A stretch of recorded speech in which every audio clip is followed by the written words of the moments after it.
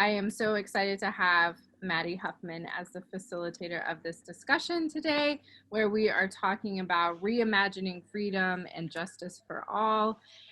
She has been involved with so many different things at the Carolina Day School institution while she was a student. She graduated last year, class of 2020.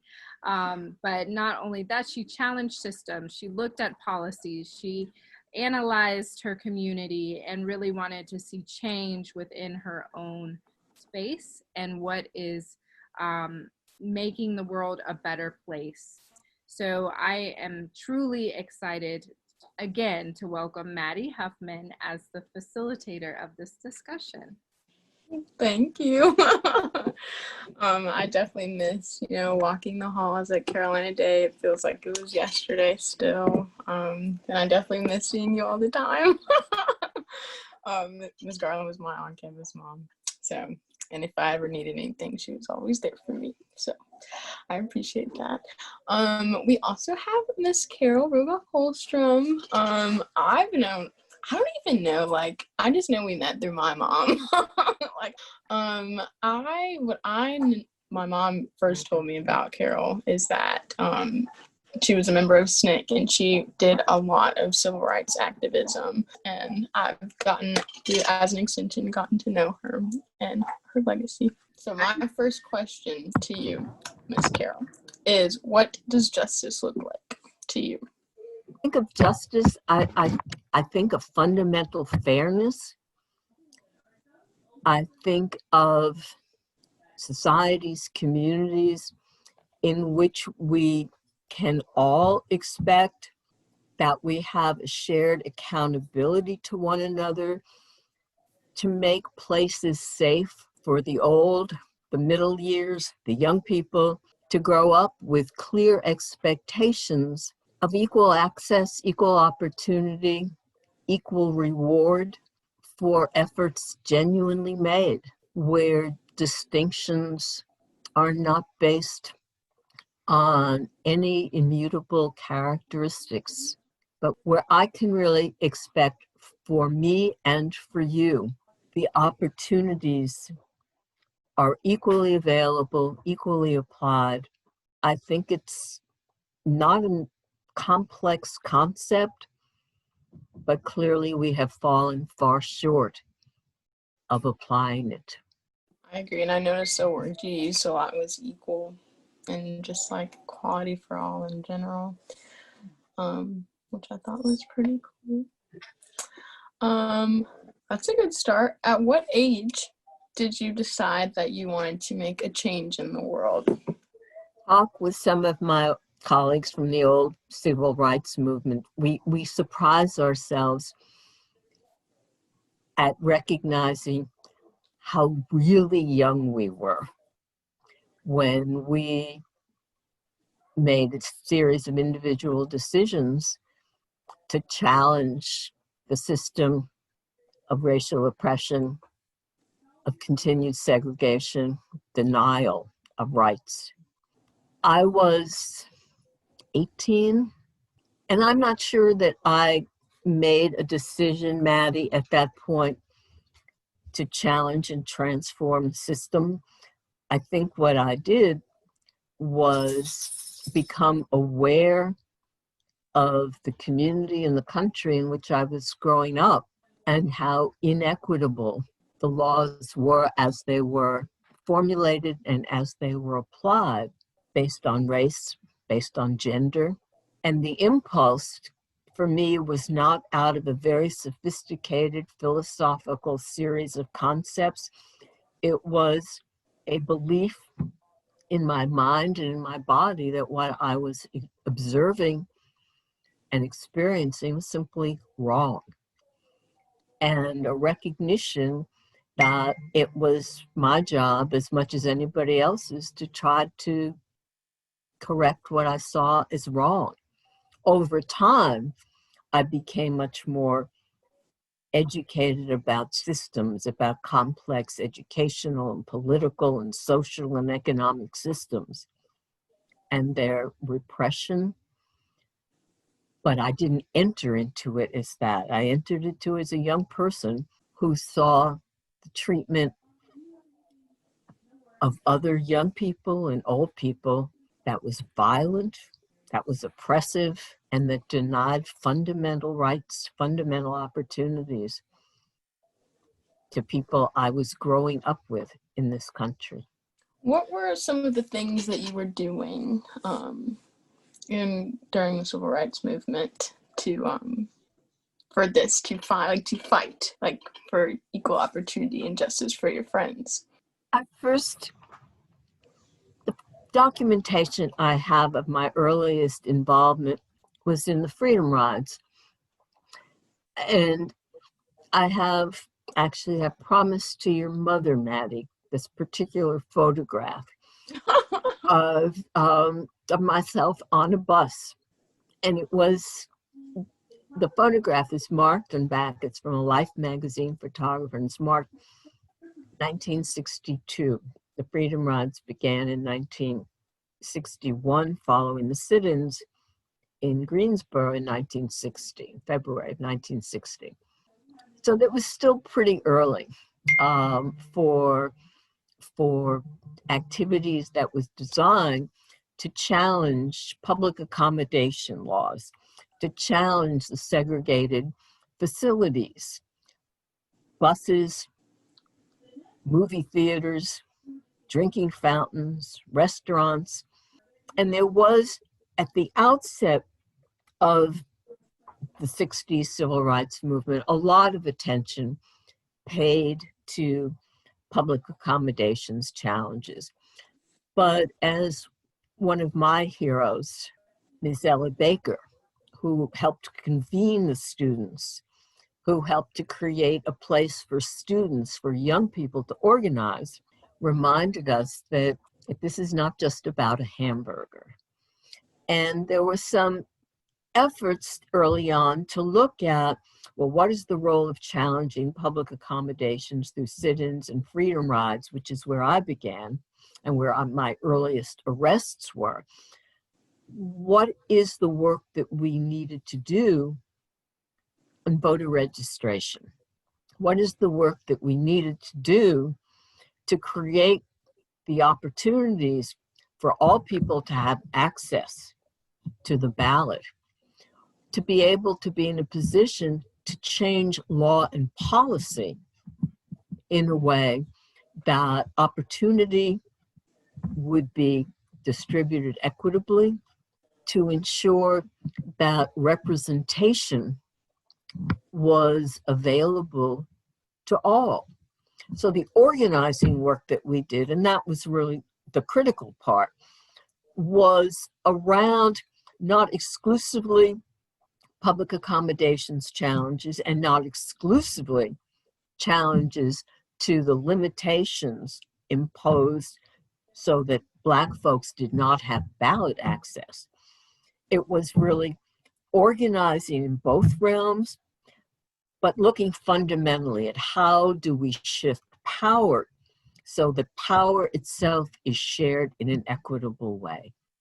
And so a lot of the work beyond the sit-ins and the freedom rides was doing the day-to-day slogging work of going out in my case, in rural Mississippi, and talking to folks who had been intimidated, who had been threatened with physical harm, who had observed their neighbors, their family beaten, killed for attempting to register to vote, and to work through in strategic ways how to make the country aware that the right to vote was being denied, and to get the country to support the challenges. And that was an enormously complex effort that that did not meet with rapid success.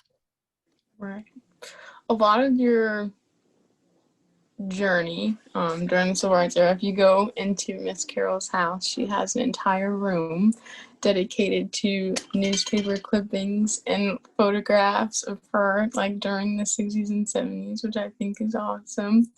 Of course you can't go there now because COVID. But that's such a fun room to look in. Can you also tell us, like, so I remember that your father was a lawyer and he went to Yale. Can you like tell us a little bit more about like your background and so we can get a better understanding of you? My father's going to Yale was frankly something of a fluke. My father was an immigrant, came to this country as a youngster with his parents from Tsarist Russia at a time when Jews in Russia were subject to violence, were subject to being placed in ghettos, were subject to having very limited opportunities. But it was mostly the violence, the pogroms. And my paternal grandparents and my father as a youngster were able to come to this country, and as was the case with many immigrant communities, people who arrived in this country early on tended to go to areas where members of their family or community may have gone before they got here.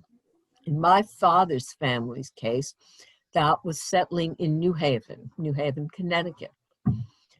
My father learned to speak English, went to the public schools, elementary school and high school. And in New Haven at that point, in the late, it must have been maybe around 1920, he was the graduating first in his class from the public high school. And at that time, Yale offered a scholarship to the student who graduated first in the high school class. And so that was my father. And he found himself on a campus that had pretty extensive anti-Semitism among the student body, the policies and practices. So my father's stories of that time expressed both great appreciation for this opportunity, but also great pain about what it was like to be on the campus at that time. My father was studious. He lived at home. He commuted to this very fancy university. And again, he graduated the top of his class. And because of that, he gained a full scholarship to the medical school at Yale. And so my father, this immigrant kid, had opportunities that during the time of Yale's very exclusive admissions policies for Jews, for Blacks, had an opportunity that he never failed to fully appreciate. And that was an his life was an inspiration for me. It took me a long time to figure that out, but his own choosing to become a public health doctor, to work in New York City, in some of the most challenged communities where health disparities, even in those early years, were so clear. And he created a model for me about what is ethical, what is moral, and I think created in me a sense of reflection about what is my place and my responsibility in a world of continuing inequities. That's awesome. I really wish I'd gotten to meet him. He was a very humble very hardworking, and very committed public servant. Well, I'm an aspiring lawyer as well, so y'all could have both given me some tips. But the next question I have for you is, what have been challenges you've had to face while fighting for equality for all? I know you've been arrested. The arrests, I don't know that I thought of it as challenges. I think I, along with my colleagues in SNCC, the Student Nonviolent Coordinating Committee, we when we weren't sorting through how do we physically survive, there was a kind of badge of courage quality that came through. We used to talk about numbers of arrests. The challenges were certainly, as a young white person from the North working in a Black student-led organization, early on, learning that my role was listening to the voices of my Southern and Northern Black colleagues, young people like John Lewis and like Stokely, learning how we work together where we're willing to step up and take shared risks. But the violence, certainly, I don't know that we have ever,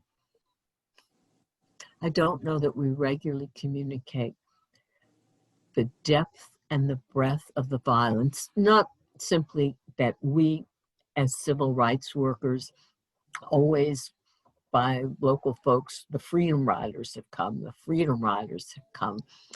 but the folks, the local people in Mississippi and Alabama and Georgia, the people who had the courage to take us in, to house us, to feed us, to go out to organize with us, whose movement it really was in the South, the violence visited upon them, upon their families, the courage to be able to say it's time to change. I'm going to go to the courthouse. I'm going to go to the local church to a mass meeting. I'm going to step up. That felt like an enormous responsibility, but also an enormous privilege. But the recognition, the violence visited upon any who stepped up at that time, or the threat of violence, was enormous. The challenges, in the community from which I came, I was a pariah. Certainly, it was not accepted that young white women in 1962, 1963, and beyond would become part of a Black student-led organization Yeah. and go into the bowels of Mississippi, or where I started on the eastern shore of Maryland. There was an exclusion. There was, there's something not quite right about this young person. It was not the embrace that people profess to have now of the civil rights movement was not something that was in place when we were a part of the civil rights movement. Yeah.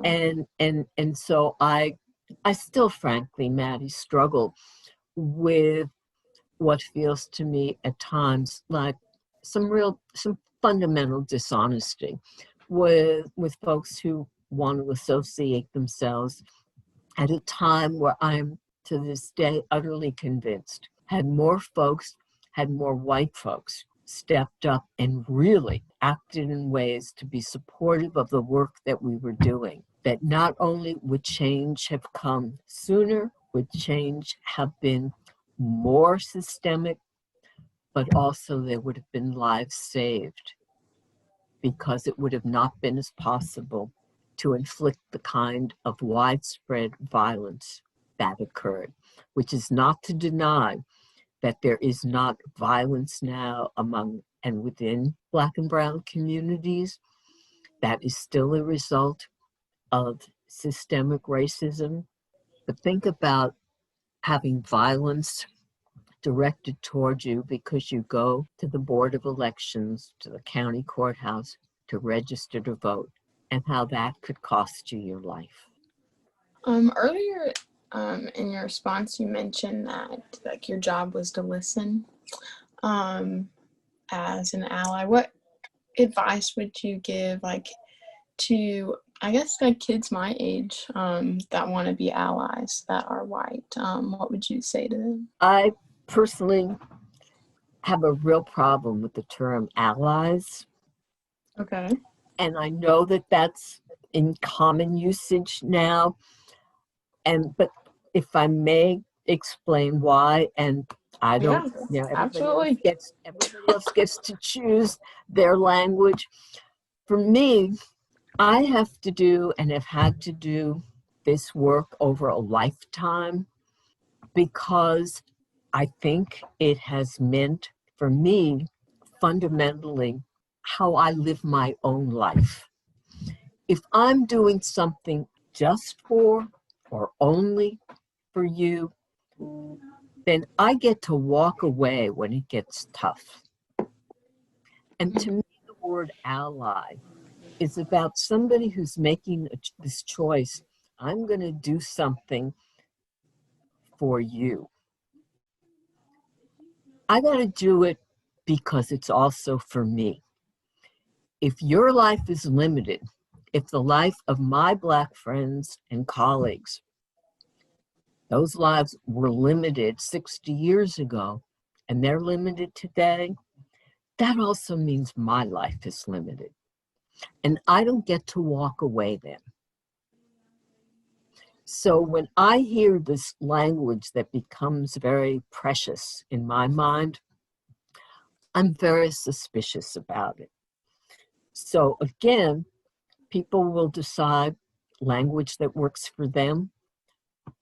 That's just not something that works for me, because I don't feel I have or ever want to have the luxury of being able to walk away.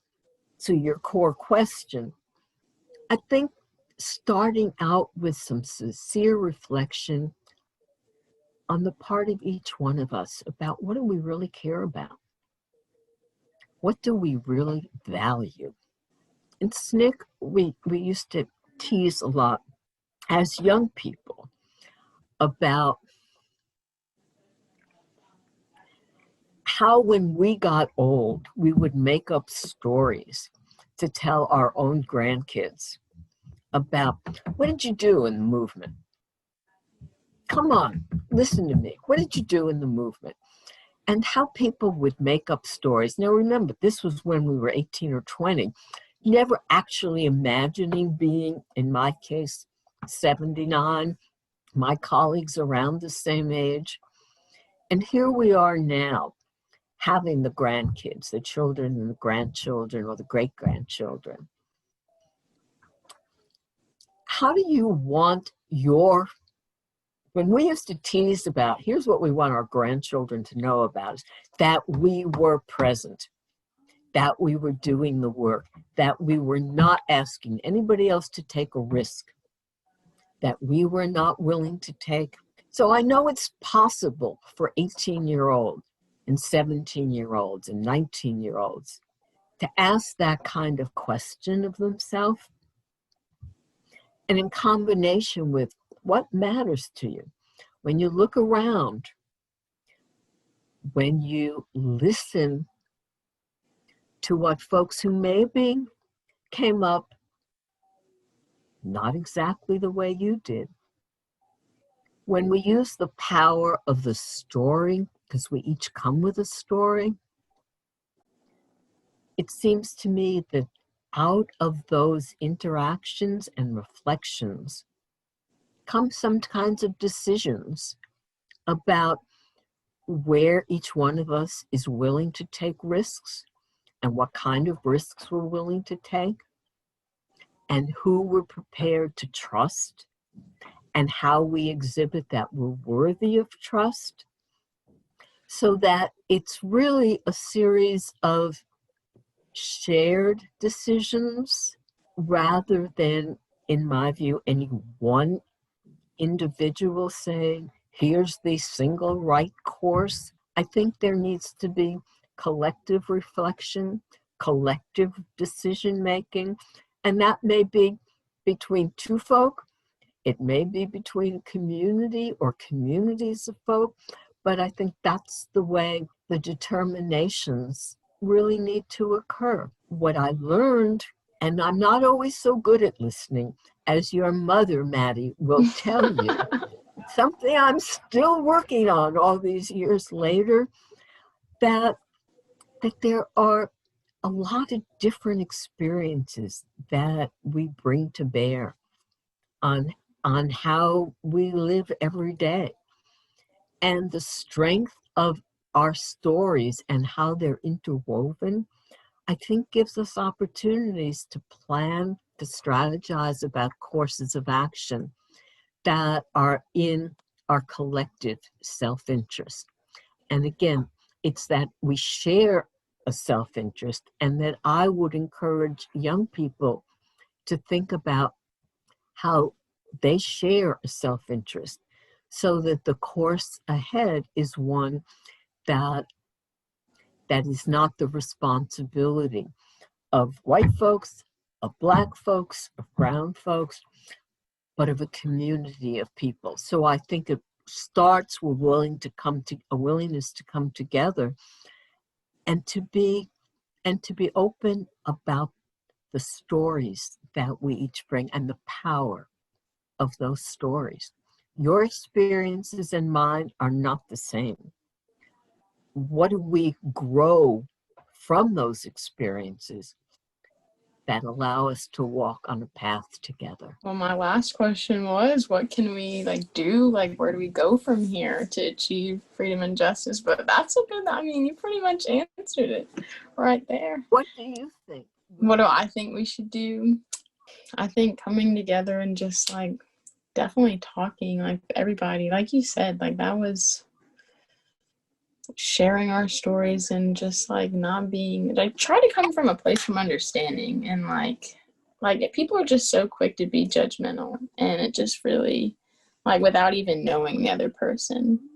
So yeah, there's a bunch of people in the world, probably don't would take a couple of lifetimes to get to know everyone, but at least the people in your community that affect you every day would be a good start. That can be hard work. That can be pretty uncomfortable. But taking that step and at least agreeing not to walk away from each other when it feels uncomfortable, that would be pretty substantial as a start. I think so, for sure. Because, I don't know, discomfort means change to me. I don't know about anybody else, but yeah. All right. Well, thanks so much for meeting and talking with me. It's been I haven't seen you in forever, so this has been fun. Yeah, I look forward to being around long enough to be able to spend some actual time together. Yeah, you better be. You better not go anywhere.